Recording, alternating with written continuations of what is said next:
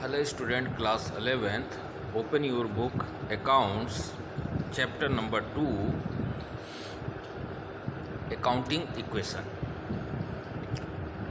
Topic: Importance or purpose of accounting equation. Accounting equation को करने का पर्पस या आपको इसके क्या फ़ायदे हैं, इसके मेनली 3 जो है आपको इम्पॉर्टेंस बताए जाएंगे। पहला है एक गुड लर्निंग अप्रोच, यानी किसी चीज़ को सीखने के लिए ये सबसे बेटर जो है मेथड है accounting equation. Accounting equation help and layman and beginner in learning the book keeping and accounting rules and practice, यानी बुक कीपिंग और अकाउंटिंग रूल्स और प्रैक्टिस को करने के लिए अकाउंटिंग इक्वेशन आपको बहुत हेल्प करता है। कैसे आप उसे जो है बुक ऑफ अकाउंट में मेंटेन करोगे, ये आपको ईजिली जो है इसके इफेक्ट को सिखाता है। Accounting equation explain the impacts of the transaction on the financial position of business. इसमें मेजर सारे ट्रांजैक्शंस को 3 हेड्स में डिवाइड किया गया है: एसेट्स, कैपिटल एंड लायबिलिटीज़, और उसके इम्पैक्ट जो है एवरी ट्रांजैक्शंस का कहाँ पड़ता है उसको आपको ये ईजिली एक्सप्लेन करता है। और after every transactions accounting equation are equivalent, हमेशा आपके हर एक ट्रांजैक्शंस के बाद अकाउंटिंग इक्वेशन जो होगी वो इक्वलेंट होती है और आपको बिजनेस के फाइनेंशियल पोजीशन का आपको पता लगता है। ये बेटर सेकंड पॉइंट है, better prospective about the business. Business के जो बेटर व्यू है वो आपको इसके थ्रू आपको पता लगता है। Accounting equation demonstrates the business and its owners are 2 separate entity. Accounting equation हमें ये अच्छे से बताता है कि बिजनेस और उसका ऑनर 2 अलग अलग चीज़ें हैं, सेपरेट है। क्योंकि बिजनेस के सारे ट्रांजैक्शंस को अकाउंटिंग इक्वेशन में एज ए जो है ट्रीट करते हैं, लेकिन जो ऑनर है वो एज ए क्या होता है, आउटसाइडर की तरह उसे ट्रीट किया जाता है as a creator. Even the proprietor of business is treated as creator of the business to the extent of capital invest by him, और वो जो है अमाउंट जो बिजनेस में इन्वेस्ट करता है उसे एज ए कैपिटल हम लोग उसे क्या करते हैं, ट्रीट करते हैं। थर्ड पॉइंट है आपका financial position of business. Accounting equation is also called balance sheet equation. Accounting equation को दूसरे नाम से बैलेंस शीट इक्वेशन भी कह सकते हैं, क्योंकि balance sheet is a list of assets and liabilities. इसमें 2 साइड्स होते हैं, left side capital and liabilities लिखे जाते हैं एंड राइट साइड में एसेट्स शो किया जाता है। तो जो आप अकाउंटिंग इक्वेशन में भी देखे हैं कि एसेट्स हमेशा किसके इक्विवेलेंट होता है, कैपिटल एंड लायबिलिटीज, वही आपको बैलेंस शीट में भी शो किया जाता है। It is from this equation that details of assets, liabilities and capital can be known and thereby the financial position can be ascertained। और इस अकाउंटिंग इक्वेशन से आपको एसेट्स, लायबिलिटीज़ और कैपिटल के जो है क्या सिचुएशन है, पोजीशन है, वो आपको ईजिली जो है पता लगाया जा सकता है। Accounting equation help in preparing the balance sheet, और ये बैलेंस शीट को बनाने में आपको मदद करता है। और accounting equation can be use for any business transaction how ever complex. जो भी अकाउंटिंग इक्वेशन को जो हम यूज़ करते हैं उससे जो भी कॉम्प्लिकेशन होता है ट्रांजैक्शन को, उसको हम लोग जो है अच्छे तरीके से समझ सकते हैं। Analysis of change in capital account, जो मेजर हेड हैं जिनका इम्पैक्ट जो है अकाउंटिंग इक्वेशन पे पड़ता है उसको ज़रा सा हम लोग देख लें।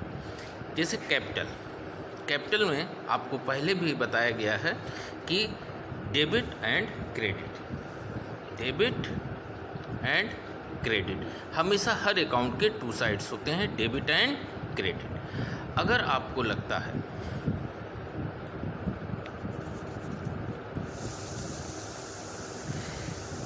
कैपिटल जिससे भी इंक्रीज़ हो वो कौन से ट्रांजैक्शन है जिसके थ्रू कैपिटल आपकी क्या होगी, इंक्रीज़ होगी, और वो कौन से ट्रांजैक्शन है जिसके थ्रू आपकी कैपिटल क्या होगी, रिड्यूस होगी। तो देखें, इंट्रोडक्शन ऑफ कैपिटल, अगर बिजनेस में ऑनर कैपिटल इंट्रोड्यूस करता है तो कैपिटल क्या होगी, इंक्रीज़ होगी, वो उसमें क्या कर दोगे आप, कैपिटल में ऐड कर दोगे। एडिशनल कैपिटल इंट्रोड्यूस, यानी जब आप बिजनेस कर रहे हो, आफ्टर जो है some time some excess money contributed in business, तो उसे हम लोग क्या ट्रीट करते हैं, एडिशनल कैपिटल।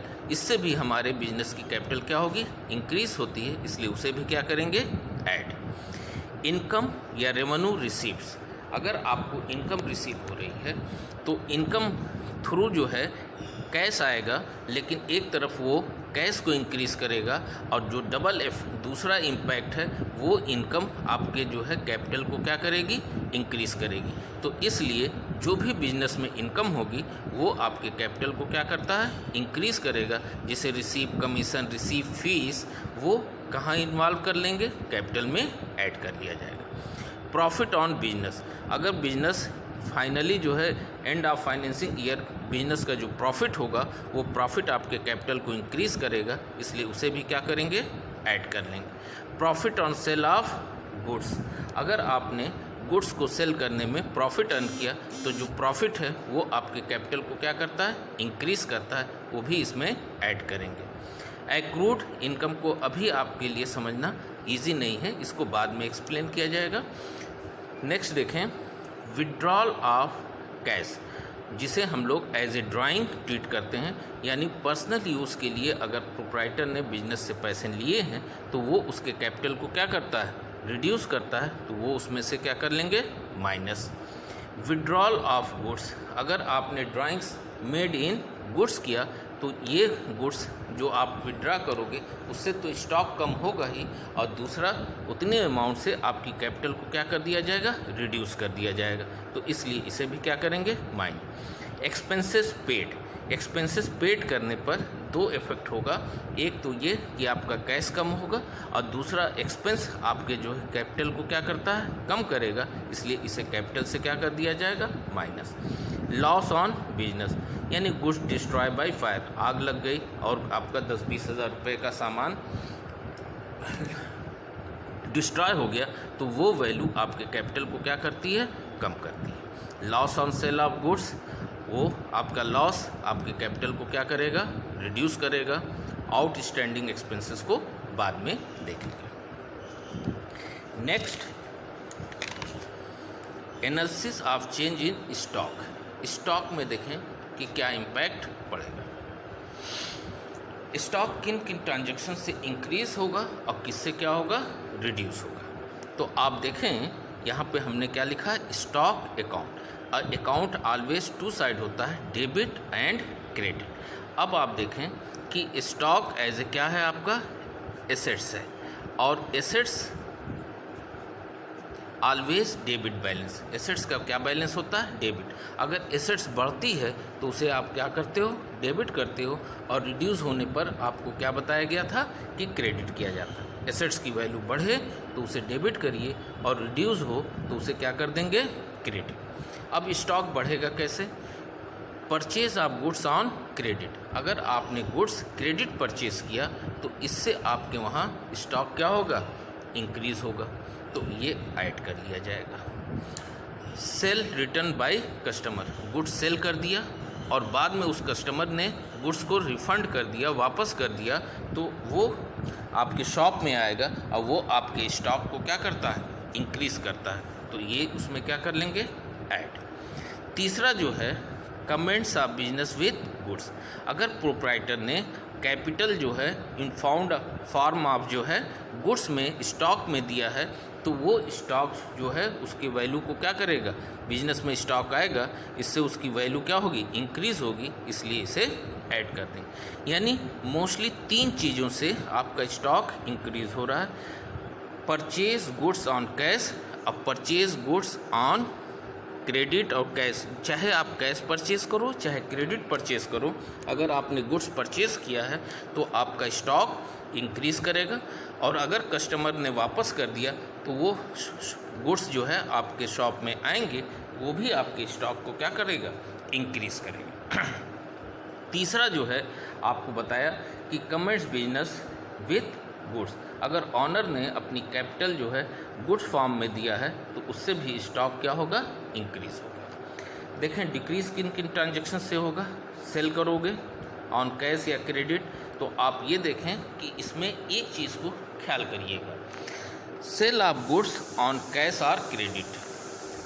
अब आपने 10,000 value of goods sold in 15,000, 10,000 goods cost है और उसको आपने 15,000 में सेल किया है, तो पैसे तो आपके कितने से आएंगे, 15,000 से आएंगे। तो कैश तो इंक्रीज आपका कितना हुआ, 15,000, लेकिन आपका स्टॉक जो हो रहा है वो 10,000 का ही स्टॉक आपने 15 में सेल किया, तो स्टॉक जो होगा वो हमेशा जो है कितने से कम होगा, कॉस्ट प्राइस, और जो डिफरेंस मनी आपको 5,000 है वो प्रॉफिट है, वो प्रॉफिट आपने पीछे देखिए हमने बताया था कैपिटल में क्या करते हैं, ऐड कर देते हैं। फिर है परचेज रिटर्न टू सप्लायर, आपने गुड्स परचेज किया और आपके जो है अकॉर्डिंग जो है ना होने पर आपने उसे सप्लायर को रिटर्न कर दिया, तो ये आपके स्टॉक को क्या करेगा, कम करेगा, इसलिए माइनस कर दिया।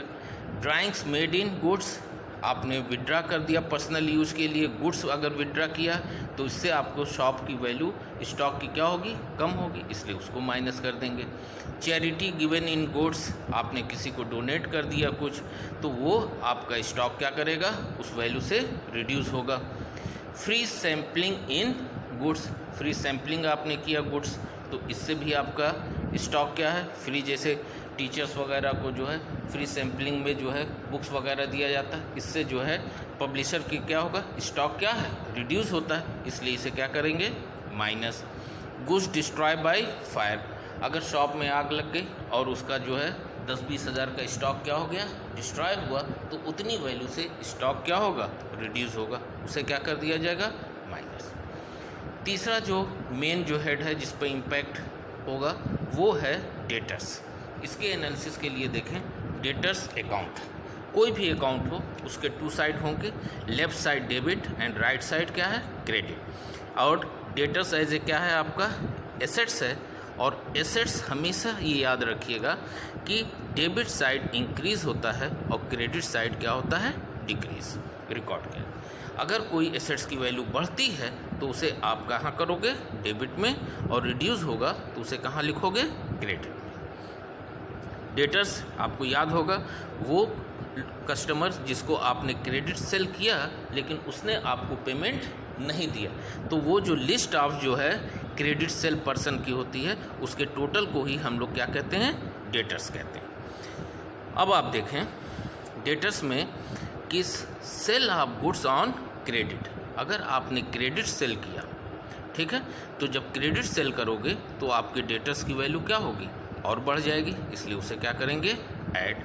अगर वही कस्टमर उसने आपके गुड्स को क्या करता है, रिटर्न करता है, तो उससे आपके डेटर्स की वैल्यू क्या हो जाएगी, रिड्यूस हो जाएगी, इसलिए उसे क्या कर देंगे, माइनस। अगर उसने पेमेंट कर दिया, cash receive from customer, payment करेंगे तो उतने वैल्यू से स्टॉक की आपके डेटर्स की वैल्यू क्या हो जाएगी, कम। अगर डिस्काउंट अलाउड टू कस्टमर, और ये बिजनेसमैन खुश होकर उसने जो है कुछ अमाउंट उसको डिडक्ट कर दिया एज ए डिस्काउंट, तो उससे भी डेटर्स की वैल्यू क्या हो जाएगी, कम हो जाएगी। नेक्स्ट है creditors account. Creditors account, creditor just like a liabilities, ये क्या होता है, आपकी लाइबिलिटीज़। और लाइबिलिटीज़ के लिए आपको बताया था कि आपका अगर लाइबिलिटीज़ इंक्रीज़ हो तो उसे आप कहाँ शो करोगे, क्रेडिट में, और रिड्यूस होगा तो उसे कहाँ शो करेंगे आप, डेबिट में। अब आप देखें क्रेडिट परचेज ऑफ गुड्स, अगर आपने क्रेडिट परचेज किया गुड्स तो आपका डेटर्स जो है, आपके कर्ज क्या हो रहे हैं, बढ़ रहे हैं, इसलिए इसे क्या कर दिया जाएगा, ऐड कर दिया जाएगा। लेकिन अगर आपने परचेज रिटर्न किया तो उस क्रेडिट की वैल्यू क्या हो जाएगी, कम हो जाएगी, इसलिए उसे क्या करेंगे, माइनस कर देंगे। Cash paid to creditor, payment करोगे वो भी क्रेडिटर को कम करेगा, उसे भी क्या कर देंगे, माइनस। और डिस्काउंट रिसीव फ्रॉम सप्लायर, आपने सेल किया और कस्टमर ने आपको कुछ डिस्काउंट प्रोवाइड कर रहा है, तो इससे भी डेटर्स की वैल्यू कम हो जाएगी। इसे पूरे इम्पैक्ट को और बेटर समझने के लिए हम लोग कुछ एग्जाम्पल लेते हैं जिसके थ्रू हम लोग देखेंगे। अब आप देखें,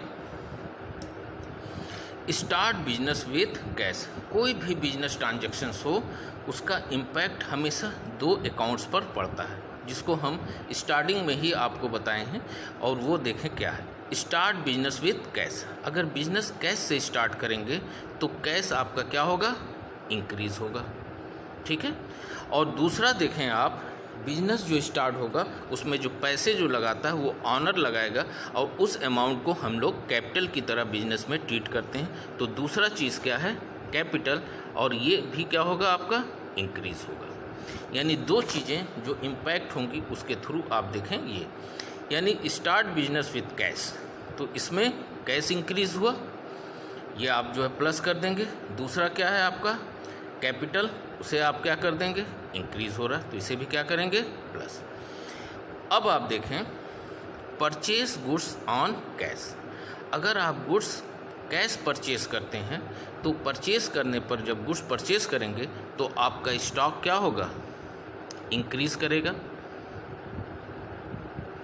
और कैश आपका क्या होगा, रिड्यूस करेगा। तो कैश में क्या करिएगा आप, माइनस।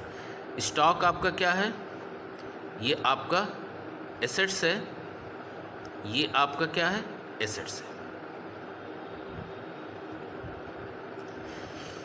कैश परचेज करने पर स्टॉक बढ़ेगा और कैश क्या होगी आपकी, रिड्यूस होगी। हर एक ट्रांजैक्शंस के बाद अकाउंटिंग इक्वेशन क्या हो जाएगा, इक्विवेलेंट हो जाएगा। इस बात को अच्छे से याद रखिएगा। Purchase goods from Amit. Amit जो है जिससे आप परचेज कर रहे हो उसे हम लोग क्या ट्रीट करते हैं, क्रेडिटर। जिससे आप क्रेडिट परचेज करते हैं उसे हम लोग क्या मानते हैं, क्रेडिटर। जब आप गुड्स परचेज करेंगे तो आपका स्टॉक क्या होगा, इंक्रीज करता है, तो स्टॉक में क्या करेंगे आप, ऐड करेंगे। और दूसरा आपका जब क्रेडिट परचेज कर रहे हो तो ये आपका क्या, क्रेडिटर है, और क्रेडिटर की वैल्यू क्या होगी, क्रेडिट परचेज से क्रेडिटर क्या होगा, इंक्रीज। स्टॉक क्या है आपके लिए, एसेट्स है, और क्रेडिटर आपके लिए क्या है, लायबिलिटीज है। Purchase goods from Shyam for cash. अगर क्वेश्चन में यानी मेंशन है कि purchase goods from Shyam, Shyam से आपने परचेज किया लेकिन फॉर कैश, तो आप ये जान लीजिए कि श्याम की कोई वैल्यू नहीं, यानी ट्रांजैक्शंस क्या हुआ है, कैश ट्रांजैक्शंस हुआ। तो कैश ट्रांजैक्शंस में क्या होगा कि स्टॉक आपका क्या होगा, इंक्रीज करेगा, और कैश आपका क्या होगा, रिड्यूस करेगा। तो इसमें भी देखें कि कैश, स्टॉक आपका क्या है, एसेट्स है, कैश भी आपका क्या है, एसेट्स है। फिर आता है next, goods sold for cash. अगर आपने कैश सेल किया तो कैश सेल्स में क्या होगा कि आपका कैश इंक्रीज होगा और आपका स्टॉक जो है रिड्यूस होगा। अब कैश भी आपके लिए क्या है, एसेट्स, स्टॉक भी आपका क्या है, assets. Sold goods to Sumit. Sold goods to Sumit, जो सुमित को सेल कर रहे हैं उसे हम लोग क्या रिकॉर्ड करते हैं, डेटर्स। जब क्रेडिट सेल कर रहे हैं तो इट मीन्स कि आपका जो है डेटर्स क्या होगा, इंक्रीज होगा। तो डेटर्स सुमित के बजाय हम किस हेड में ऐड करेंगे, डेटर्स, और डेटर साइज क्या है आपका, एसेट्स। और सेल करने पर क्या होगा, स्टॉक आपका क्या होगा, रिड्यूस होगा, और ये भी आपके लिए क्या है, एसेट्स। नेक्स्ट है sold goods to Sumit for cash. अब सुमित को अगर सेल कर रहे हैं कैश, तो ये सुमित जो है सिर्फ आपका डमी है, ये आपको कंफ्यूज करने के लिए दिया है। इसका मेन सेंस क्या है कि गुड्स सोल्ड फॉर कैश। अब कैश सेल्स करने पर आपका क्या होगा, कैश इंक्रीज करेगा, और आपका स्टॉक क्या होगा, रिड्यूस करेगा, ठीक। और कैश भी आपके लिए क्या है, एसेट्स। स्टॉक भी किस हेड में आएगा, एसेट्स। Purchase machinery. मशीनरी जब आप परचेज करेंगे तो मशीनरी आपकी क्या होगी, इंक्रीज करेगी, और कैश आपका क्या होगा, रिड्यूस करेगा। मशीनरी किस हेड में होगा, एसेट्स हेड में। कैश भी किस हेड्स में लिखा जाएगा, वो है एसेट सेट में। रेंट पेड करने पर आप देखें कि जब आप रेंट पेड करेंगे तो आपका एक्सपेंसेस, रेंट आपके लिए क्या है? एक्सपेंसेस है। एक्सपेंस आपका क्या हो रहा है? बढ़ रहा है। और कैश आपका क्या हो रहा है? कम हो रहा है। कैश आपका क्या हो रहा है? कम हो रहा है। कैश आपका क्या होगा? रिड्यूस। अगर एक्सपेंसेस बढ़ेगा तो वो आपके कैपिटल को क्या करेगा? ये आपके कैपिटल को रिड्यूस करेगा। कैपिटल को क्या करेगा? रिड्यूस। और ये आपके कहाँ किसको कम करेगा? एसेट्स को कम करेगा। यानी जो भी आपके ट्रांजैक्शंस दिए गए हैं उनका इफेक्ट सिर्फ 3 जगह ही रिकॉर्ड करना है। एक आपका एसेट्स, दूसरा है आपका लायबिलिटीज़ और तीसरा आपका क्या है? कैपिटल। तो इन 3 ही चीज़ों का यानी जितने भी ट्रांजैक्शंस होंगे वो 3 हेड्स के थ्रू ही रिकॉर्ड किए जाएंगे। Okay, thank you.